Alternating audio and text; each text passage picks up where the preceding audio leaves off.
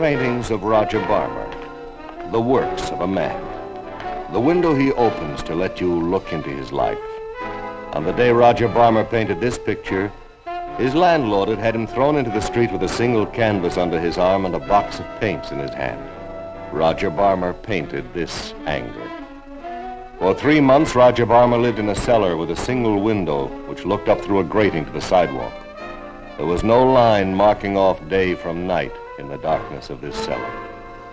In order to say this, Roger painted the sun, the moon, and the stars in the same sky. If when he was hungry he found a piece of fruit, he painted it before he ate it. If he wished to paint despair, he looked into the mirror and painted his own face. When he felt the world had insulted him, he mocked it by painting pictures which he himself could understand, but no one else might decipher. He painted hate and hunger and anger and anguish. He painted his hopelessness. And sometimes, very rarely, he dared to hope. But in all his paintings, there was no picture of a woman. There was no love. This is a portrait of Jan, who was Roger Barmer's wife. This is a portrait brought forth for the world by love.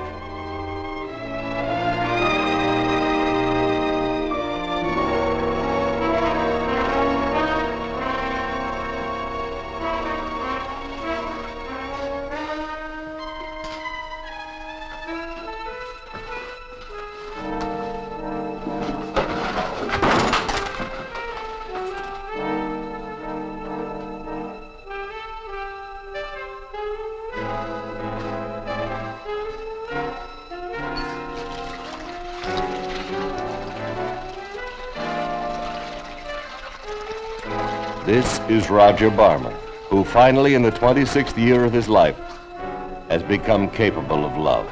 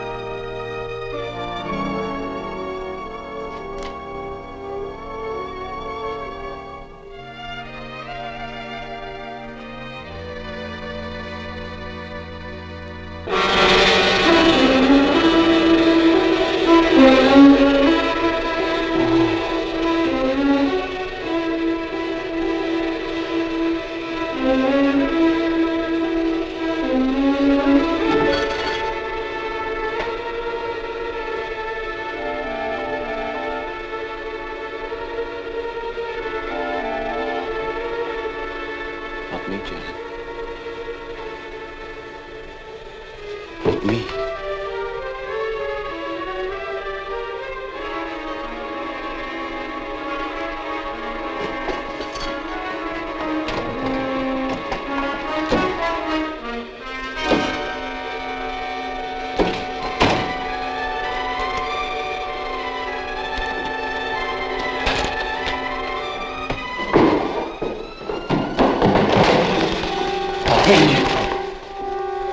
Not me. I didn't do it. I didn't do it.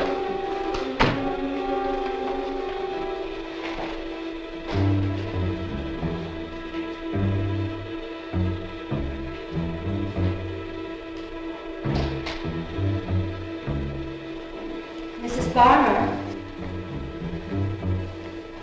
Mrs. Barmer? I didn't do it. I didn't do it.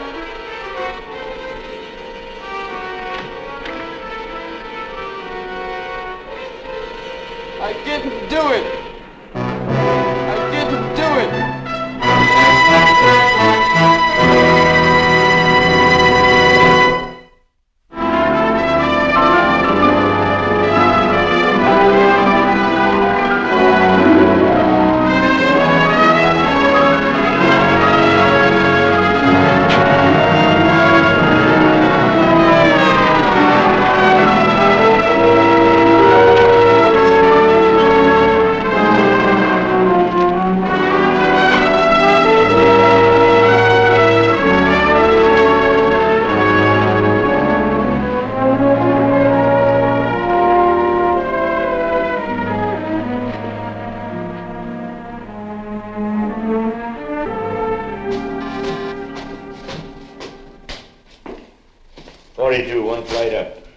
Report to me as soon as you're finished. Yes, sir. Detective Arcaro, 65th Precinct. I'd like to ask you some questions. What for? Oh, man, they're questioning everybody in the house. I mean, they're going to every door. They're questioning everybody in the house. What for? What for? It's about the murder upstairs. What murder upstairs? Now, look, Would you mind your own business? I don't want to get mixed up in no murder. Lady, I'll explain it to you. And I don't like the police coming here asking me questions because I'm a decent Oh, woman. man, they're questioning everybody in the house. Look, mister, I don't want to be rude, but would you mind your own business? Crazy. Approximately 20 wounds delivered at random at various points into the arms and the upper body. Is that the murder weapon? Yeah. Now, the impression I get, and I might be mistaken, but I would guess that the initial attack was made on the girl as she was facing her assailant. Then she turned and tried to run away. The killer seized her hand or her wrist to hold her back. One knife thrust went into the back of the upper arm. Then the girl tried to escape and broke free. The killer continued to stab at her, stabbed her in the back several times, continuing to strike at her as she went down. There are bruise marks on the wrist. Now, that's the way I'd reconstruct it. John, where do you fix the time of death? Oh, maybe between 2:30, 3 o'clock and 5 this morning. Mike, this girl over here is the one who found the body. According to her, the dead woman's husband came running down the hallway as she was coming up the stairs about 8:30 this morning. She said he was acting very strangely. So he left this door open and she came in here to take a look. Do we have an all points on him? Yeah, but unfortunately all I could give was a general description. Couldn't find a picture of him. Anything else you want to tell me?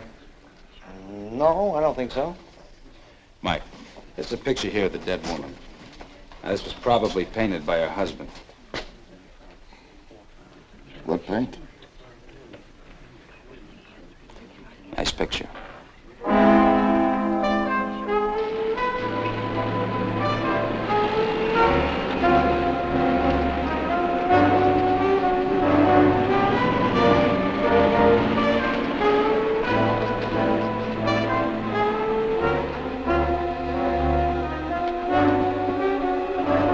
Hey, wait a minute, Mac. We got a service entrance. Hey, come on, come on. Now, don't play no games.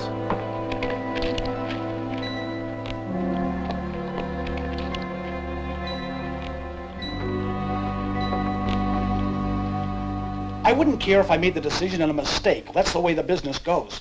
But to stand on the brink... Please, excuse me. Seems there's somebody at the door. I'm expecting another patient for 45 minutes. No, please, you wait there. Just don't like the way that bell is ringing.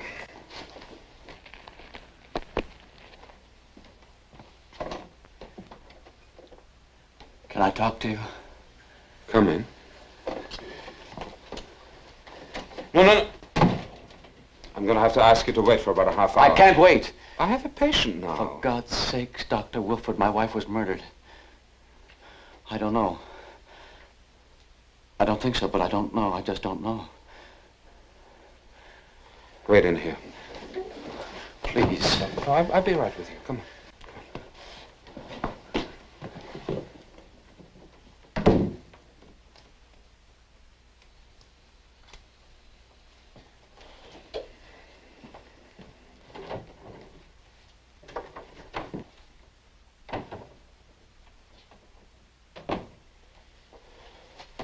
Look, I'm going to have to ask you for a very big favor.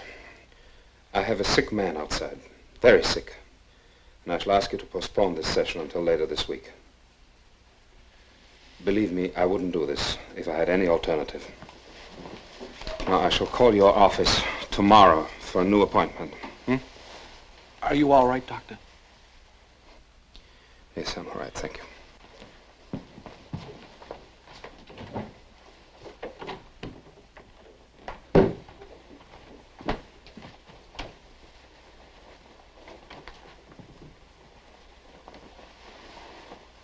Then I'll wait for your call, Doctor.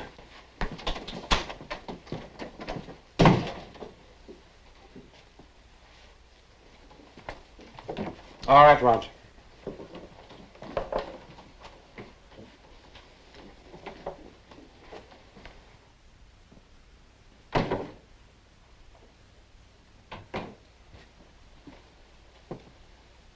What is that?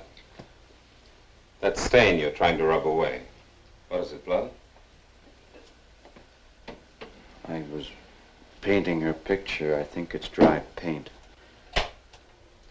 You see, I've just turned on the tape recorder, and it's going to record everything we say from here on in. Yes. Doctor, I want to find out if I killed her. Please help me.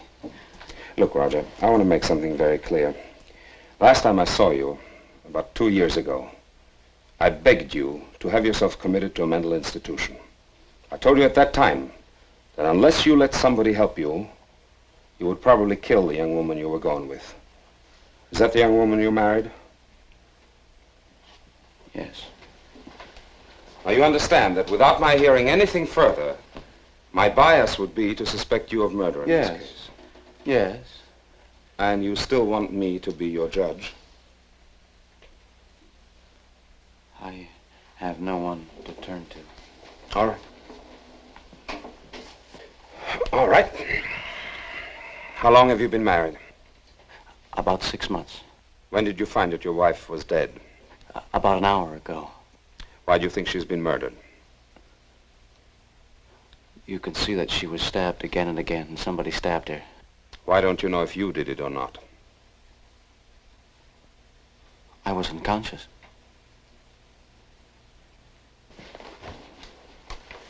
Feel that? Isn't that enough to make me unconscious? Mm-hmm. When did this happen? I don't know. I woke up.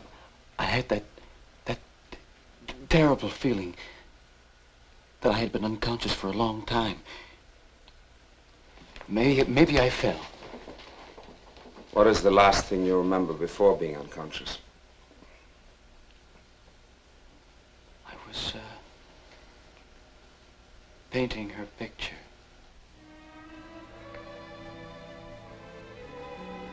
Dr. Wilford, I want to tell you something. Remember, you told me that unless I had help, I could never come to love? I can't tell you how wrong you were. I've been wrong before.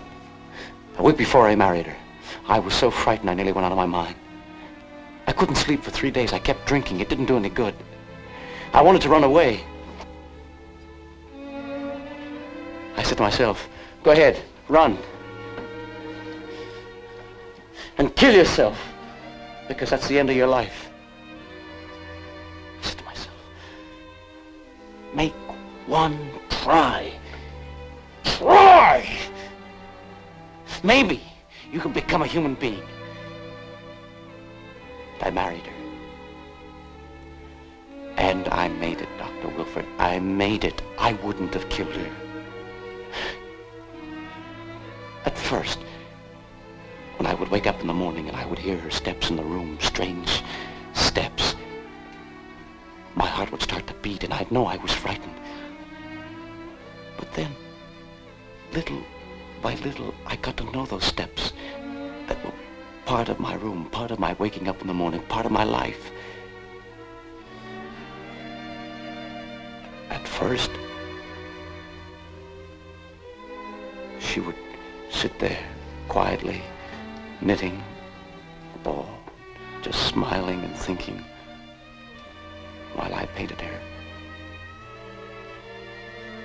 I'd look at her and I'd say to myself,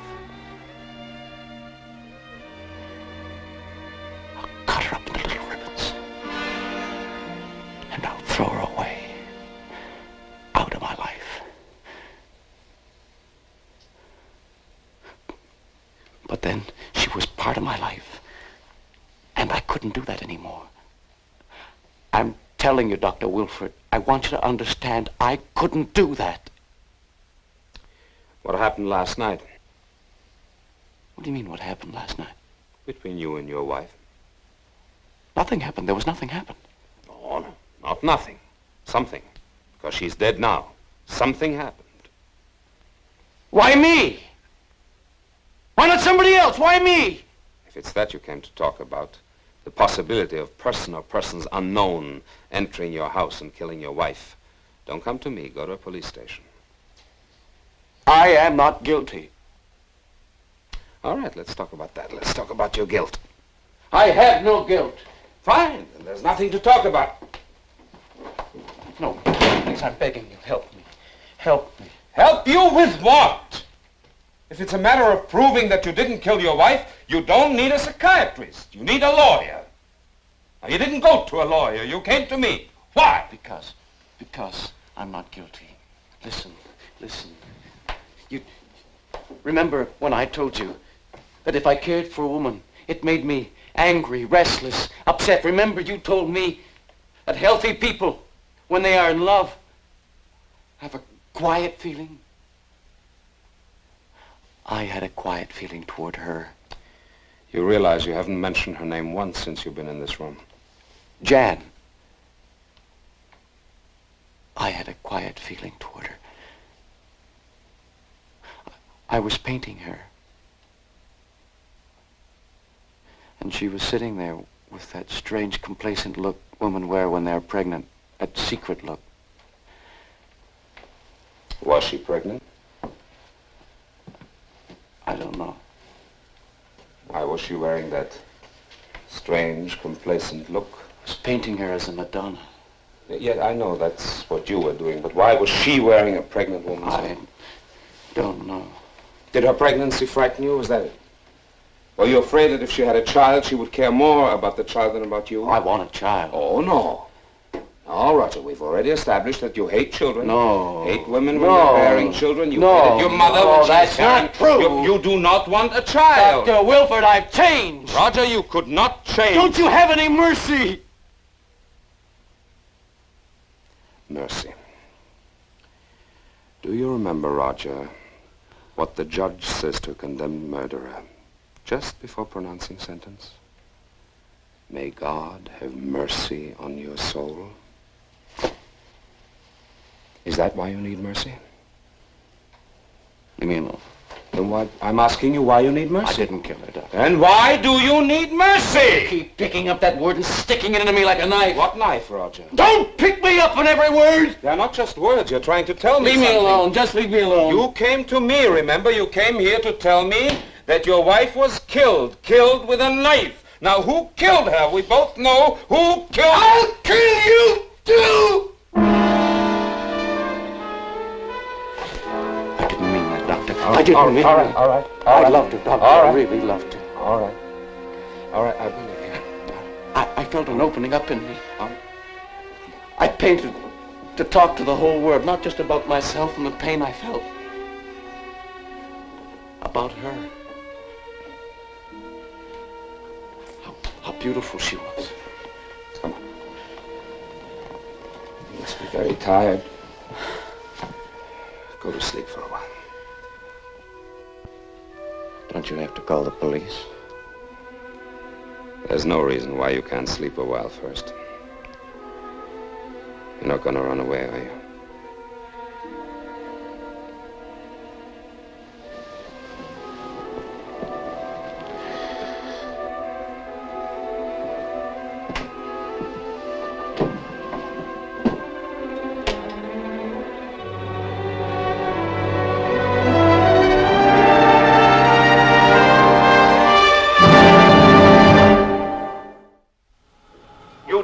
Want a child. Dr. Wilford, I've changed. Roger, you could not change. Don't you have any mercy? Mercy. Do you remember, Roger, what the judge says to a condemned murderer just before pronouncing sentence? May God have mercy on your soul. Is that why you need mercy? Leave me alone. Then what? I'm asking you why you need mercy. I didn't. What are you doing?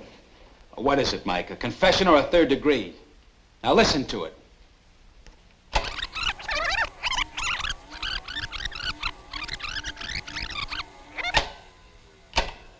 Mercy.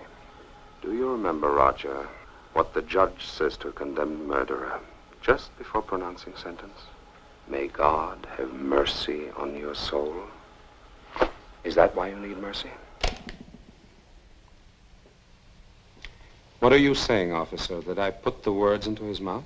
I'm saying a man came to you in confusion and bewilderment, and you took it from there. Don't you believe that what's on that tape is true? I have no way of knowing.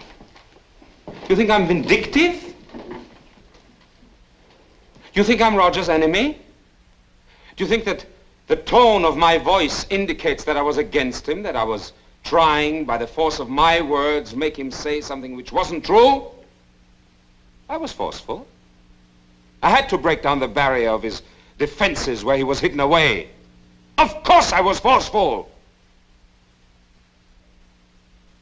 Look, officer, I wish you would understand that I did not come in here with a piece of magnetic tape to hand you a victim for the electric chair. That man is sick, and I would quite properly take him to a hospital. Unfortunately, officer, our law isn't set up that way. I'm sure you're a very noble man, Doctor.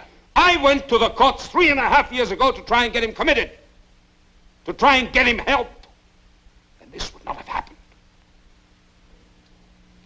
All right, Doctor. Calm down. Take it easy. Sit down. Frank, get the doctor a cup of coffee if he wants one. Adam, you come with me. Take it easy.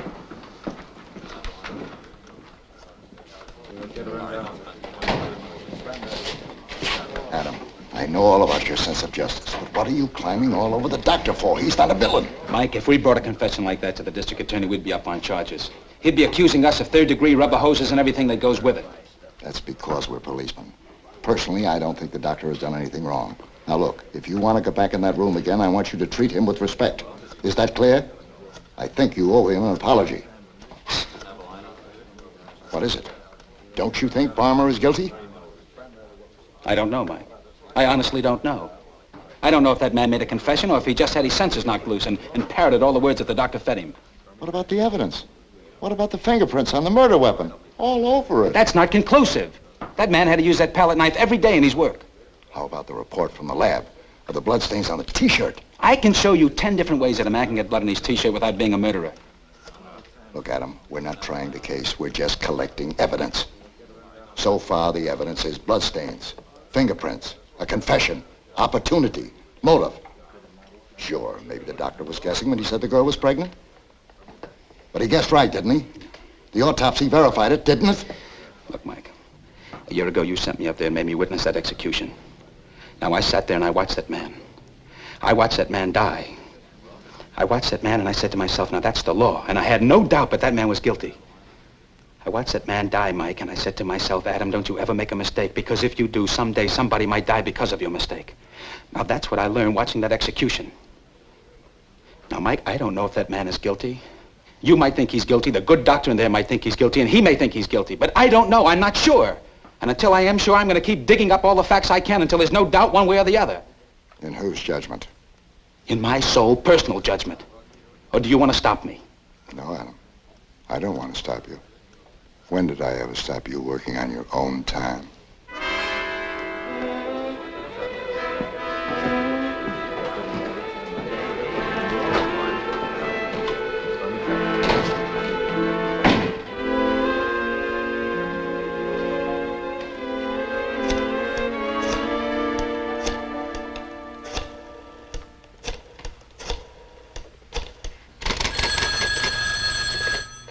Hello.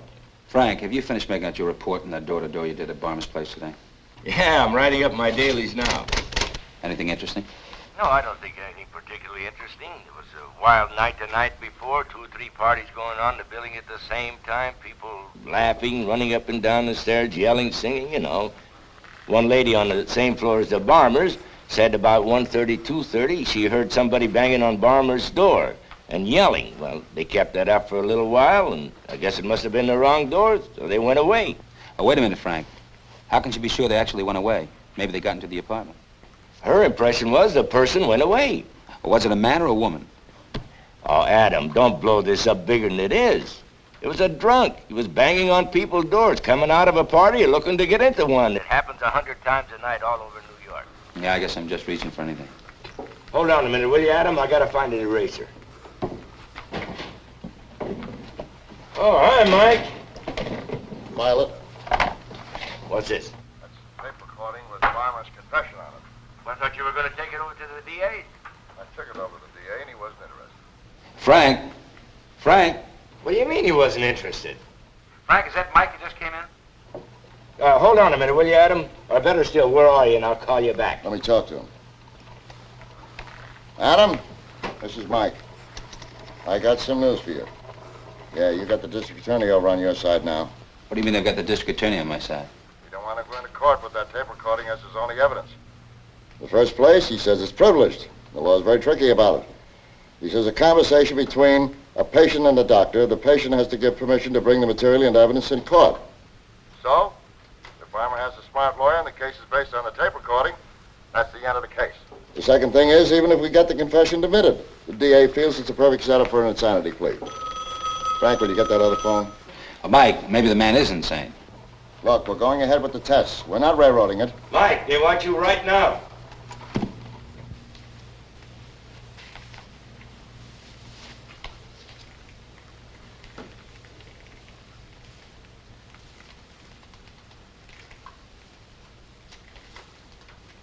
Honey?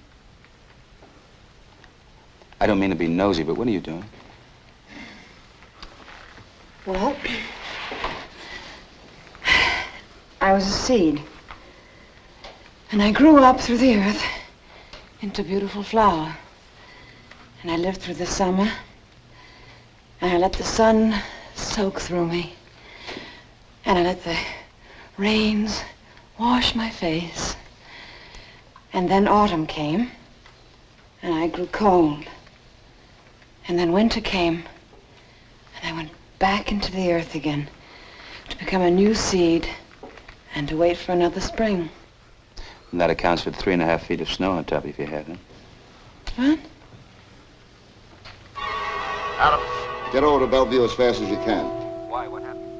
Your boy Balmer tried to commit suicide. We don't know yet if he made it.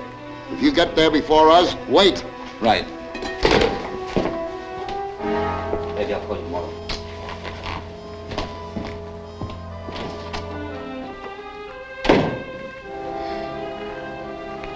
You know something? Flower is a lonely life.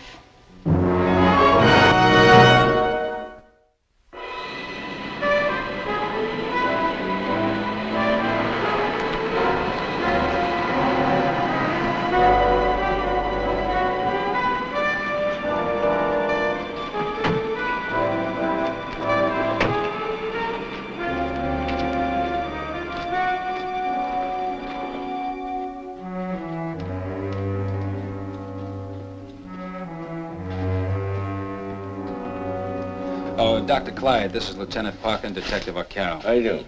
What's the situation, Doctor? The man is in pretty good shape. He didn't do himself too much damage. Physically, he should be fine by tomorrow morning. I was talking to the detective here. I'd like to hold him for observation for a couple of days. You said you wanted to put him in for observation anyway? That's right. Can we see him? Sure. If you want me, I'll be in my office.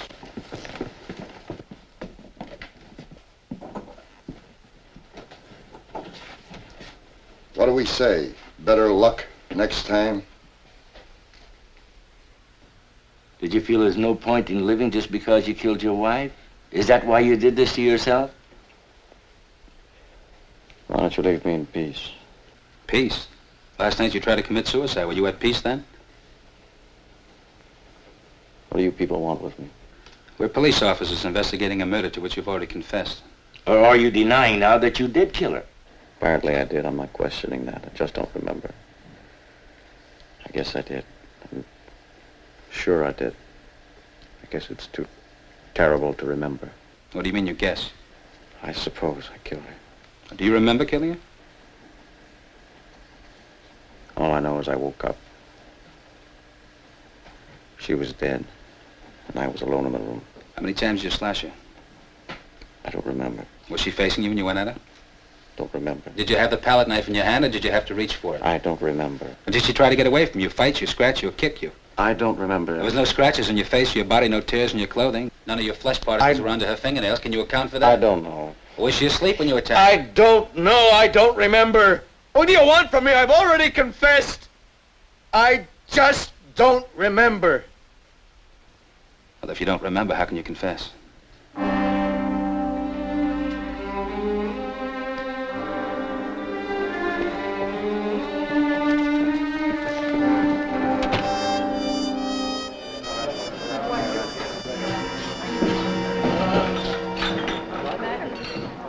coffee, just whistle. If you want more coffee, just say, Jerry, more coffee. If you want the check, just stick your finger in the air like this. Like if you don't hear from us and you don't get any signals, we're trying to have a private conversation. I take the hint. Let's say we didn't have a confession. Where do we start? Well, we could start by getting a line on a guy's personality. We could check his marriage to see whether it was good, bad, was it a hollering or what. We could make a check on, see maybe if his wife was running around with somebody else. Maybe it was a robbery, and the guy was hit on the head from behind, and his wife was killed while he was unconscious. I didn't see anything worthwhile stealing in that apartment, so let's rule that out. You see, Frank, that's why I wish we had a line on whoever it was that knocked on the door in the middle of the night. In the meantime, Adam, it's a dead end. Look, Adam, let's not get mixed up about one thing. If we rule out the confession and start from scratch, we're not saying the guy's guilty, but we're not saying he's innocent either. All we're saying is we don't know. Well, we'll have a psychiatric report on him automatically now, and a physical medical report.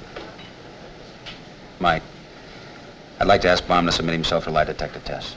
Yeah, that would help us find out if he's just saying or really don't remember. No, what I was thinking, even if he can't remember anything consciously, a lie detector might help us find out if he can remember anything unconsciously.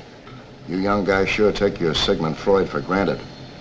I remember years ago when a guy got on the stand and said, I don't remember, we automatically marked him down for a liar.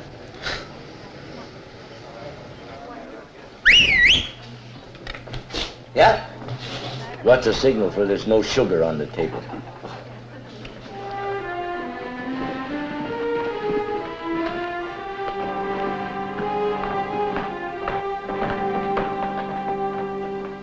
Glad you called before you came. That gave me a chance to clear my schedule. Please, sit down.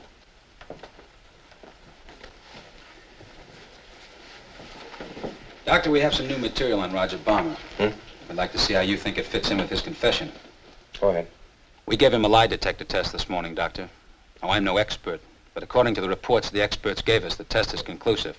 He has no memory whatsoever of what happened when his wife was killed. Now, he was asked whether or not he killed his wife, and he was told to answer first no and then yes. Now, according to the machine, when he answered yes, he did kill his wife. He was lying. Look, I have no desire to pick a fight with you, Mr. Flint. Flint, but any competent polygraph operator will tell you that the responses of a psychopath have no validity. Frank, will you give the doctor the reports? The information we get from the doctors down at Bellevue is that by their preliminary examination, they find this man to be sane. Yes, well, of course, that is only a matter of opinion. It's quite possible to draw different conclusions from the same observations. Doctor, would you look at the electroencephalograph report? That last one right there in your hand.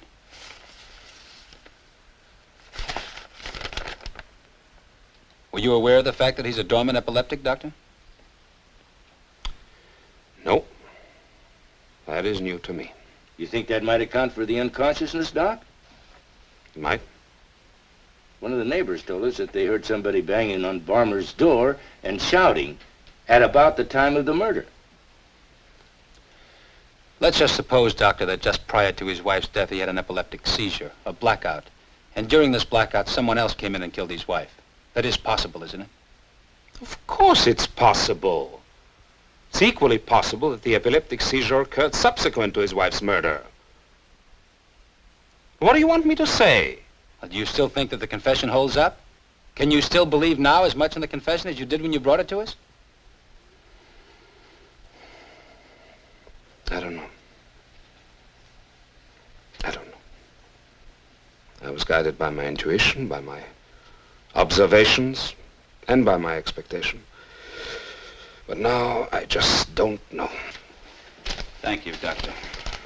Mr. Flynn, based on the external evidence at the scene of the crime, you know, fingerprints and so on, is there any possibility that somebody else might have killed her? You gave us his confession. We had no need to look further. Now, we don't know.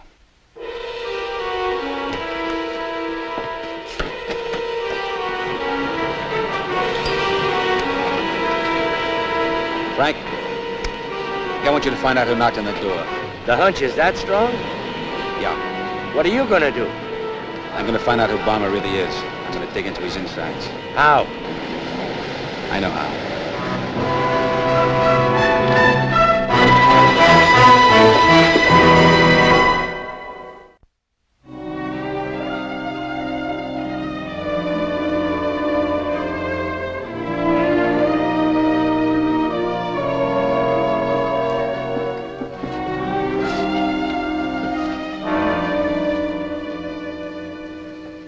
Now, how can you be sure that's the way they go? Oh, it's a matter of experience. You live long enough with paintings, you get a feeling about how artists grow. This was the first one. You know, this seems a little more complex to me than the others. Yes, but the more technique an artist has, the simpler he's able to be. Now, what do you want me to tell you? Well, I'd like to find out about this man. What? Whatever there is to know. We've spoken to a psychiatrist, and he couldn't help us very much. We've given him a lie detector test. I'm afraid that didn't help us either. And the man himself, why... Now, this is the beginning. Crude. No technique, enormous amount of emotion, but it's all restrained, bottled in. You notice how small all the individual design elements are. Almost as if the man were afraid that if any one single element got out of line, the whole thing might explode into 1,000 pieces. Yes. But now here, the day he painted this, well, he exploded. The size of it, 3 times as large as any of the others. The design elements all jangled, fighting each other. The colors almost pure, almost the way they come out of the tube. Now, I don't know what happened this day, but this is not painting. This is a rage that swept over this man like a hurricane. But now look. You see how he scared himself, how he pulled himself in again. Everything becomes tight and controlled, everything full of a sense of self-control. They tell you nothing. In fact, the thing that one notices about these pictures as a whole is that there's almost a complete absence of any kind of human feeling in them. Even an abstract painting moves towards some kind of human experience. The design may say, I'm soothing, relax, or it may say, look at me, I'm the world, upside down or inside out. If you were inside this vase, this is what the world would look like, inside this prison. Or it might say, let's look at the world from a new point of view, you and I. Let's look at a man's full face and both his profiles all at once. But these, you look at these pictures and they're chilling. First impression is that they've been painted by a robot. That's the first impression. Well, now, in your opinion, would this man be capable of murder? No. No, not from these early pictures. No, the man who painted these will never have permitted himself that much relationship to the rest of the human race. Now, Picasso, you know Picasso, of course. Yes. Well, you know the way he paints. First, he makes a picture which is almost like a photograph of the thing. But then he begins to unpaint it, because he's looking for simplicity. He's looking for the essence of the thing. More than just what it looks like, but what it really is. He calls it destroying to create. But now look at these paintings by this man, Roger Barmer. You know what I see? I see hate unmasking itself. All these early paintings, it's overlaying everything. It's so powerful that it can't be mentioned, can't be glimpsed even. He won't let you see it in the paintings, but it's just there. In fact, it is the painting. What do you think of these? I think they're angry. Yes, you see. Now, he dares to let you see the anger. And this one, what do you think of this one? I think that one is full of love. Yes, it is. Full of love. The man who painted that is a human being. The man who painted that is quite capable of murder. I wouldn't like to be the man who painted that picture. He's given all his defenses away. His love is quite naked there. And if that woman in that painting ever hurt him, it would be pain without end. Yes, brilliant piece of work. But if I owned it, I think I'd give it to a museum. I don't think I'd want to keep it in my house. I couldn't stand to live with all the pain that's in it. Well, I have an appointment. Oh, forgive me. Thank you. Thank you very much.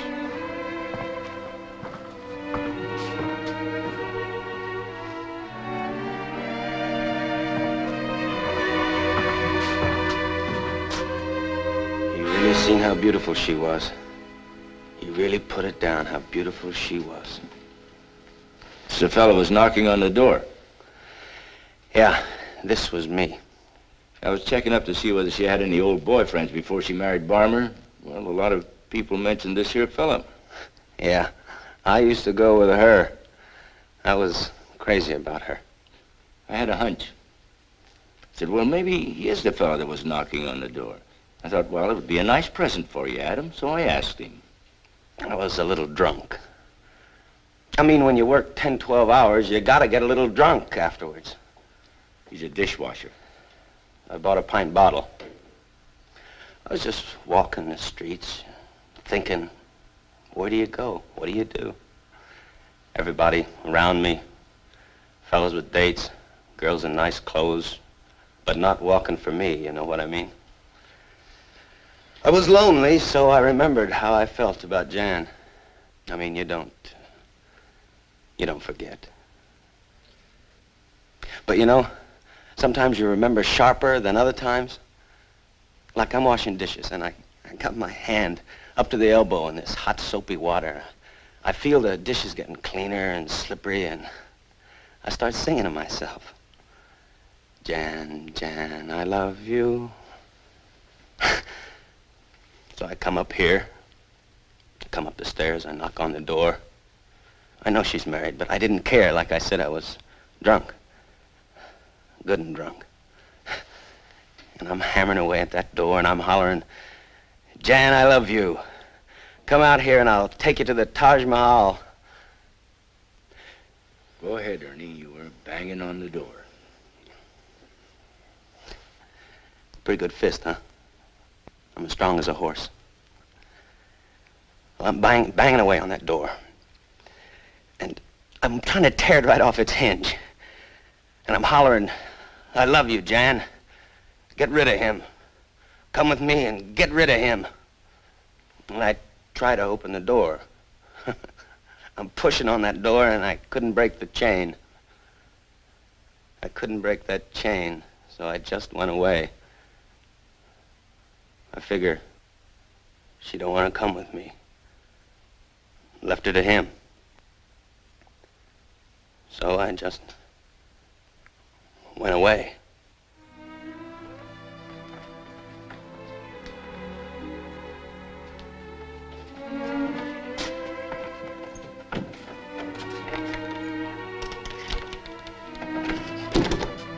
Yeah, that's the way it was. I couldn't get in the door.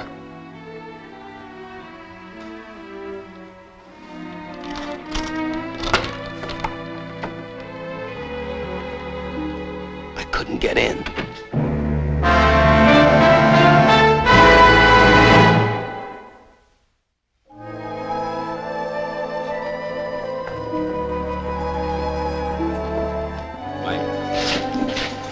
Let me go in alone.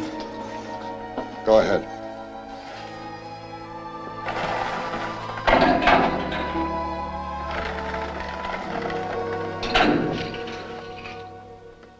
What is it? We found the man that was knocking on your door the night your wife was killed. Do you remember that? Roger, we learned from your neighbors that there was a man there that night knocking on the door. I don't remember. Is it important?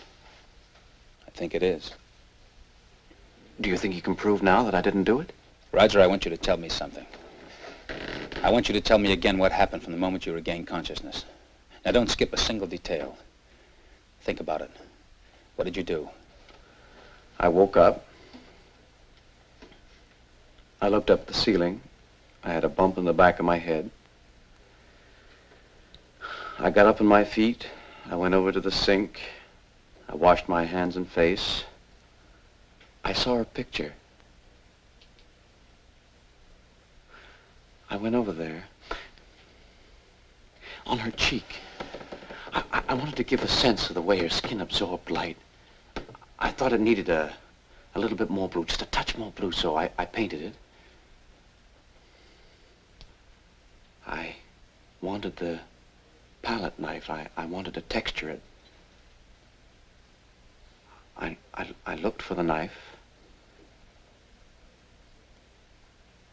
I saw her. I ran for the door. I just wanted to get out of there. I couldn't get out of there. The chain was locked. I kept pulling at it. Finally, I got the chain open. I ran out into the hall. Roger, if the chain was locked from the inside, how was it possible for anyone else to get in from the outside? Through the skylight. The windows.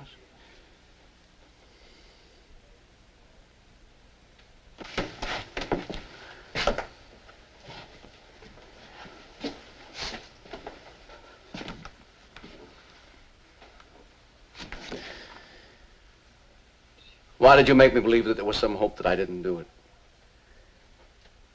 I'd accepted my guilt. I made my peace with it. Why did you give me hope and then take it away? Why? Why? Because I'm a policeman. And the way your confession was gotten out of you was enough to make me doubt it. I never said I thought you were innocent. I said I thought you might turn out not to be guilty. That's what I said. And that's why I kept looking for evidence beyond doubt. You should have left me alone. That's not my job.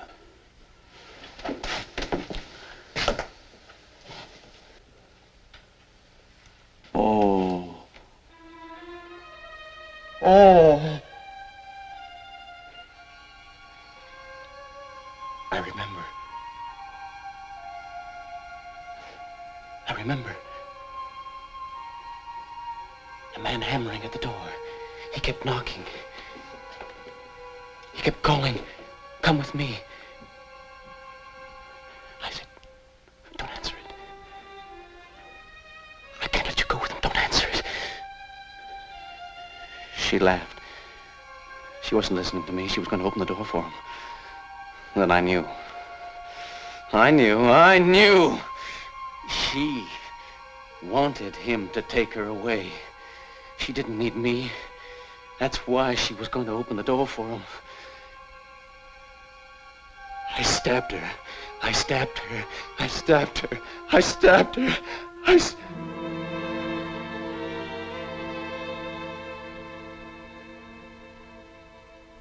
The man kept knocking. That was the only sound. A man knocking at the door.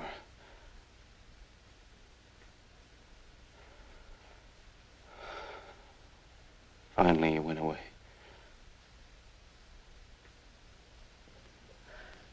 I had put it away. I would never have had to remember it if you didn't do this to me. I would only have had to remember the love. Do you know one of the things that made me doubt the confession? When I looked at your portrait of your wife, I saw the love. I saw all the love you painted there.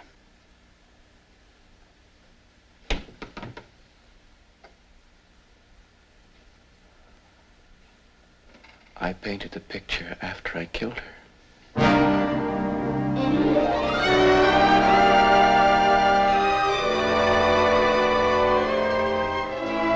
We'll have someone come down with a stenographer to take a statement. The law is the person, neither more nor less than the will of each policeman to respect justice and to search out the truth. There are 8 million stories in the naked city. This has been one of them.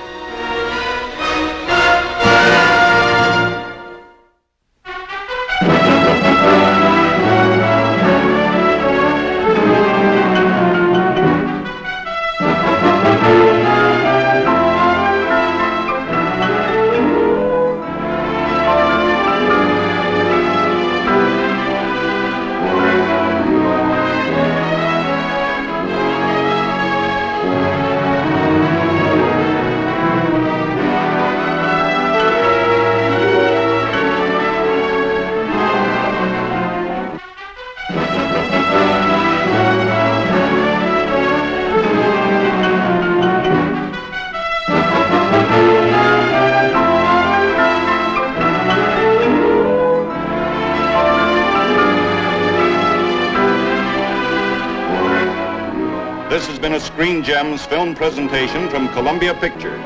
Herbert B. Leonard, executive producer.